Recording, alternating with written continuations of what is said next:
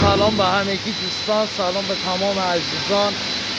خواستم یه موردی رو بگم. تو این استا یکی بنده خدایی به اون پیام داده بود آقا چرا اینقدر زحمت میکشی، چرا اینقدر 14-15 ساعت. میخوام بگم که آره انشالله هیچ کس توی موقعیت ها قرار نگیره، هیچ موقع آدم مشکلاتی نداشته باشه. 4-5 ساله تو این کارم، از هیچ جا حمایتی نشدم آدمو، ولی بازم شکر میکنم. ولی اینو خواستم به اون دوستمون بگم، شما اگر دوست داشتی با حمایتت میتونی ما رو خوشحال کنی.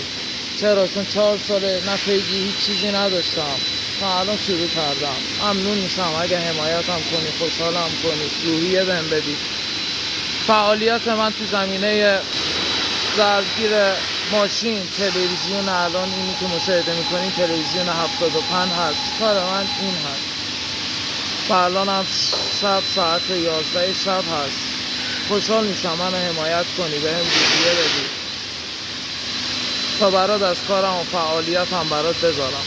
ممنونم، مرسی که حمایتم میکنی.